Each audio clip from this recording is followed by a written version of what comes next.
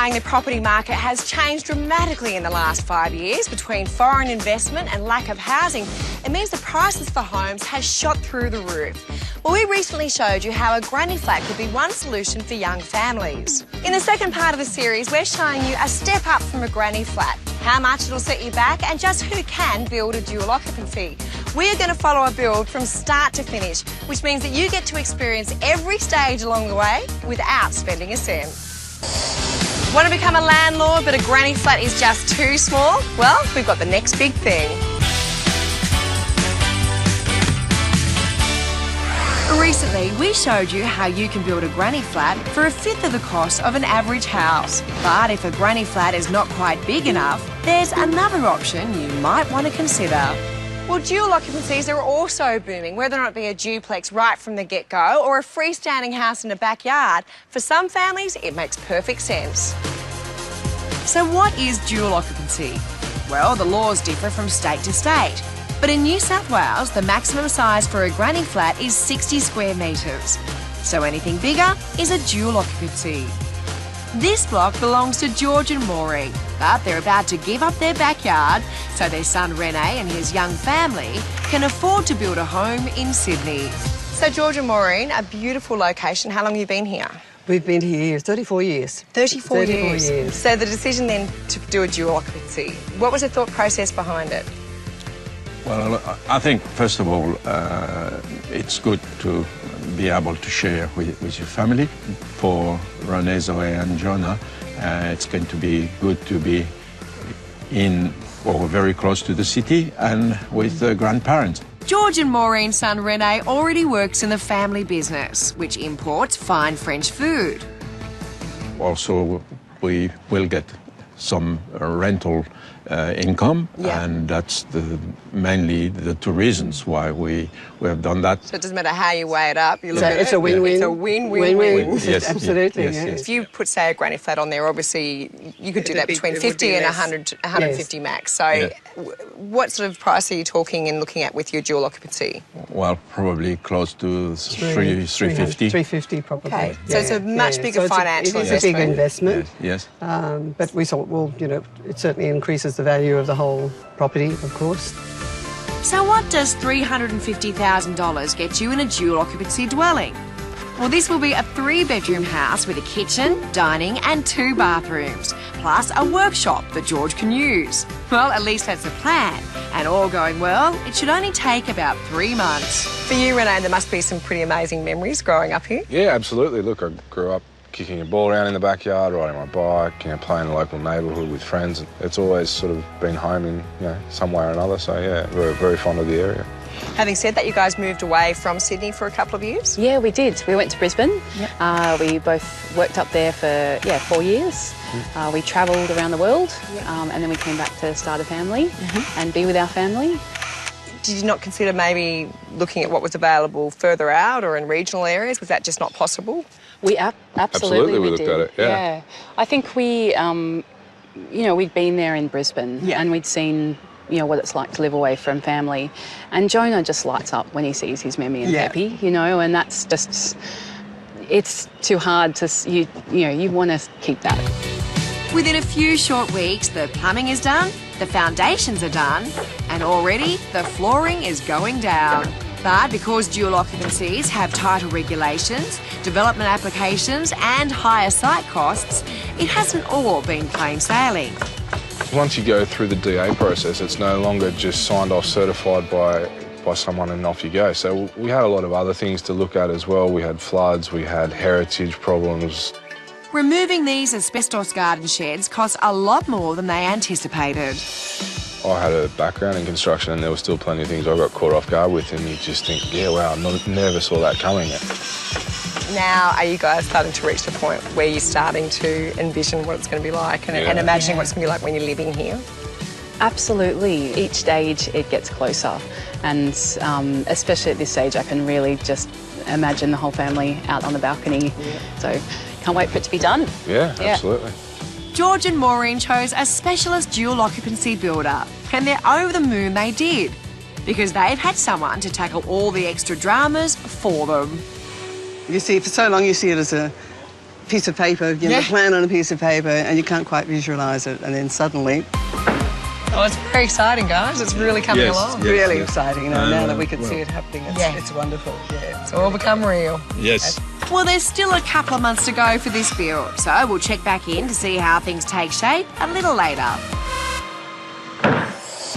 Plus, the journey to unlock the equity in your home continues. With promises like that, we're going to let them get back to work.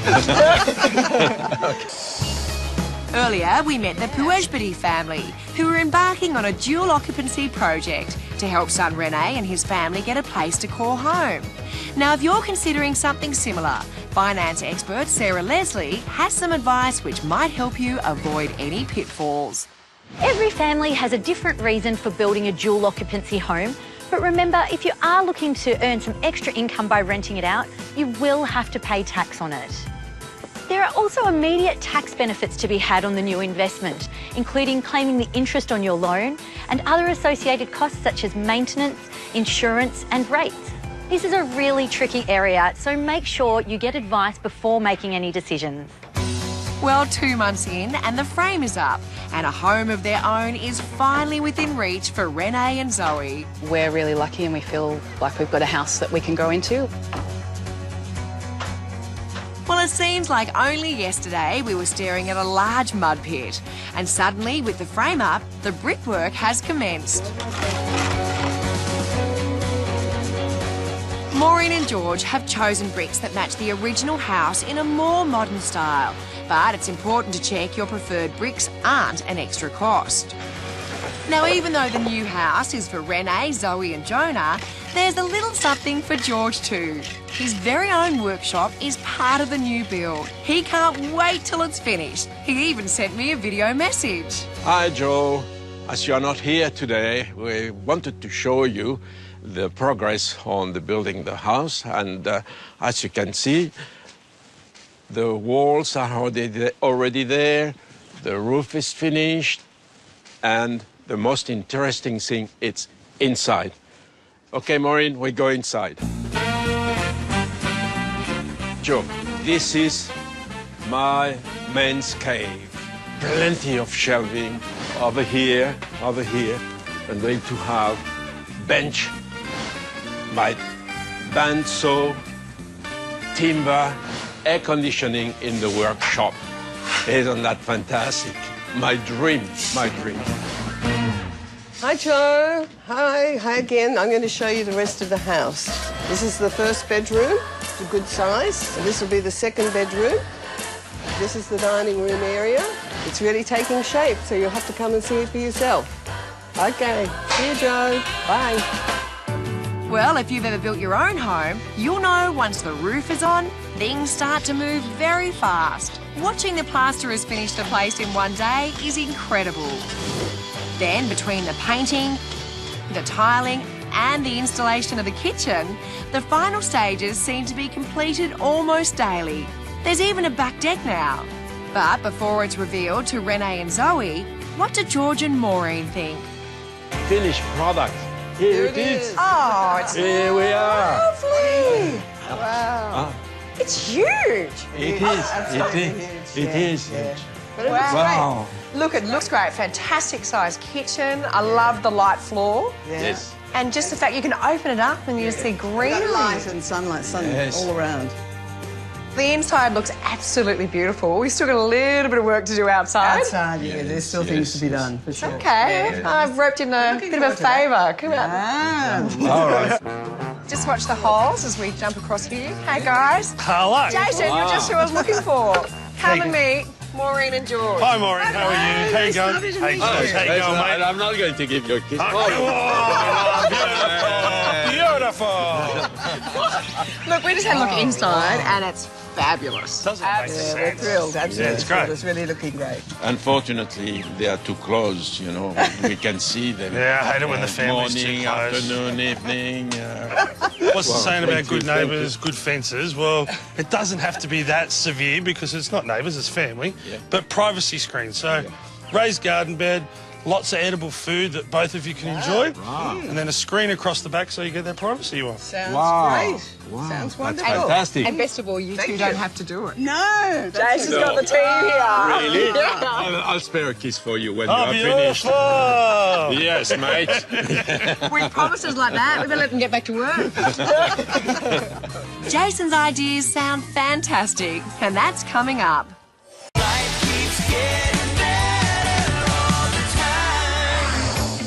Well, Maureen and George have actually unlocked the equity in their backyard with their plans for a dual occupancy. But this is way more than a granny flat. I mean, check out the size of this place alone.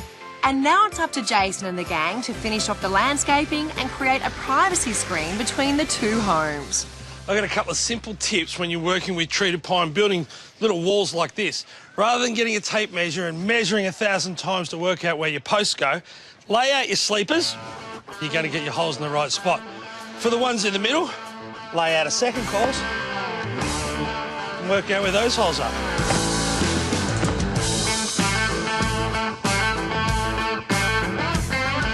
All the timber I'm using for the retaining wall and for the posts that are going to hold up my screen are H4 treated pine. H4 means that they can be buried in the dirt, they're not going to rot away. It's important because this stuff's dressed, it comes in plastic. When you're taking it off, just use a Stanley knife ever so lightly. If you just drag it over and make a tiny little scratch, it'll still tear on that spot, but it won't scar the timber.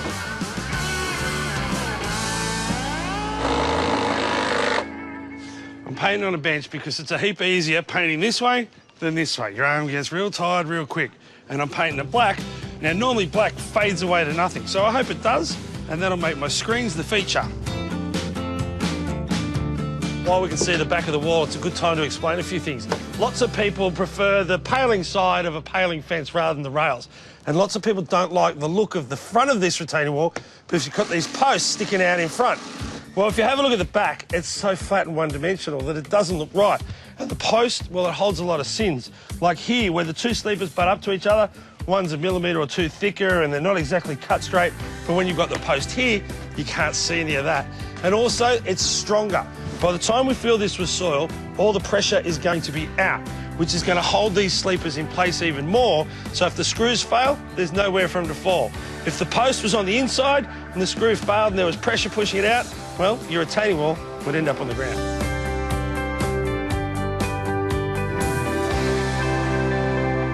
So, we're going with a decorative screen.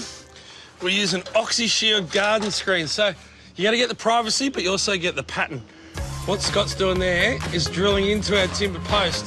And if you see on the timber post, we've got a bit of tape on it. We're just using that as a guide so we don't have to pick up a tape measure again and make sure we're the same thickness in at the top as we are at the bottom.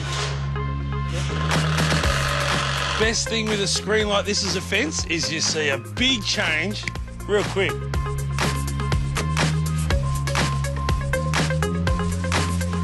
Let the paint dry, have a cup of tea, and we can start the plan. If you've had big renos at your place, built something like this granny flat, or had the landscapers in, I still reckon it's a great idea that when it comes to planting, get you and your family to do it.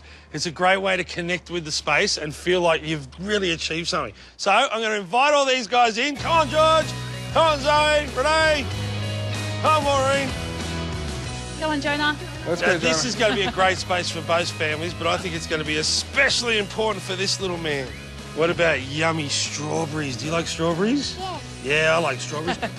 And we plant them all along the back of the garden, and they can spill over and you can eat them all the time. Perfect. All right, let's get busy. Okay, you can do it. You can do it. You can do it. You can do it. Even if they get no fruit or veg out of this garden, this little man's going to be better for the experience. I reckon we will. So, Zoe, it's been a while since we've seen you. How's the whole experience been? It's been really wonderful, really rewarding and incredibly exhausting. And Renee, what's been the best thing? Oh, the best thing's just been seeing it take shape, I guess, and just all your sort of dreams and ideas become a reality. What advice would you have for anyone else who's thinking about doing something like this? I think buckle down and hold on. And then and plan, like measure all of your furniture and work out, you know, pretty much to the millimetre what you need and what you don't need. It's only 13, 14 weeks to build, but it's a couple of years to come up with the design and get the space right and get everything Did a lot of research. It's a lot of for him, to homework, be honest. but yeah, that's what you got to do, I guess. So, it's an edible garden, but that doesn't mean it can't be pretty either. We're putting in plenty of flowers. Now I've got pansies, bellis and snapdragons here. And the good thing about all of them is they look great. They're going to attract the bees with their bright colours, but they're also edible. So what I've got here, I've put my citrus, my lemon and my Tahitian lime in, but underneath it I've planted the things that aren't going to grow down into the ground, like carrots, onions and beetroot. I've got parsley, that'll last me a couple of seasons. Rosemary will last me a fair few years. Basil and some flowers. So I can replace things slowly without damaging the root system of the citrus and putting it into shock, but I'm still using above and down on the dance floor. And with a little bay tree in the corner, now these guys unpruned will get to 15 metres tall, which is nearly as tall as the next door neighbour. I don't want that. I want it to get to about 2 metres tall. So if they're using it in their cooking, that's one way to prune it. If it's starting to get too leggy, they can give it a haircut, fill the space, give me a bit of privacy here from the park, but also still be able to see through it a little bit so they can enjoy the space. Well, I've handed over the hose, so it's officially your garden. Congratulations on your granny flat / home. Thank you so much. Thank you for having me. George, Zoe, you're in charge, all right? Uh-oh. What about a high That's five dangerous. for Jason? High five, brother. See you, mate. Good luck with the garden. Jason, bye. And my kiss. Oh, sorry. We're very European. Thanks, brother. Bye. Bye. Coming up, how is life for Renee and Zoe in their new home? He's in heaven. He's literally in heaven. Yeah.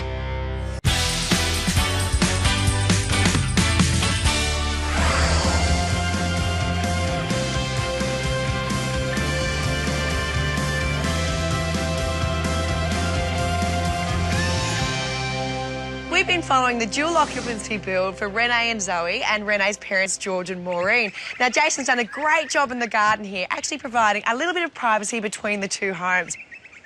But for Renee and Zoe, they have finally moved in. Now, we've spruced up the place. Let's go check it out. Oh, wow. Hello. Welcome. This looks gorgeous. I know. Can you believe it? Oh, I can't believe it. It's brilliant. Absolutely brilliant. Are you happy with it? Overwhelmed, and it's just a dream come true. It's amazing. Oh, that's Beyond happy, I'd say. Beyond happy. I'm really loving your choice of flooring. Thank you. We spent a lot of time thinking about the floor and the bricks. Yes. Things that you can't change easily. Yeah. Yeah. Okay. You can always repaint a wall, you can change a bench top. Yeah. You can't change the bricks. Yeah. True. But I think also in a small house, the essential part is good storage. Yeah. There's our grown-ups bedroom, Yep. which is so lovely. We have previously had desks and stuff like that. It's so lovely, just have a bit of a sanctuary. The mix of the old and new Yeah. works perfectly. Yeah. And then we've just got a baby's room, Yep. which is Jonah's room at the moment. Look at your beautiful room. Look in here. Come here. What are you going to show me? What next? What? Oh, your big boy room. Look at it. And this is going to be your big boy bed. There he goes. There he goes. Oh, I just love how this all opens up. Yeah. It's very relaxing. There's lots of space for lots of people to have lots of fun. How much does Jonah love it? He's in heaven. This is his space. literally- Yeah. So all the hours and the planning and Yes. it's all been worth it. It has. Oh, by far and away. I'm just glad we're at this end now. And of course, George's workshop is getting a workout too. Now, how do George and Maureen feel about the whole experience? It's been really great, absolutely great. We're delighted that it's all worked out so well. Yep. And it's lovely having them near, so near. How have you managed to manoeuvre it so that all those boundaries are actually respected? Financially, we consulted our financial advisor and he drew up a plan for us. And Renee and Zoe were involved in that as well as our other son as well. Yeah. The key is to just talk about it and just be open and have those conversations from the outset and everyone's on the same page. And just keeping it fair for everyone and just making a plan so you can account for all sorts of circumstances Yeah, as that's well. it. What about then as far as privacy? We wouldn't go to the place without knocking on the door. There is only one little issue. It's a grandson. Hi, Jonah. He We just try and call or, knock on the door before we come over, but he literally opens up the blinds and says, Maybe, Peppy, morning, Peppy. So it's really cute. Hi, Jonah. Hi, Mummy, Pepe. It's just gorgeous to see him It in the is. window there. Isn't It it? is. Yeah. It's a little bit loud from inside. It's very noisy inside. Such a privilege for us to be able to just sort of sneak in and have a look around and follow us. So thank you. Thank you for the It's a experience. real pleasure for us Pleasure too. for us. Oh, that's good. All right, well, now you have to say goodbye to Australia, so we'll see you next week with more Better Homes and Gardens. Say goodbye. Bye. And thank you very much. You're gorgeous.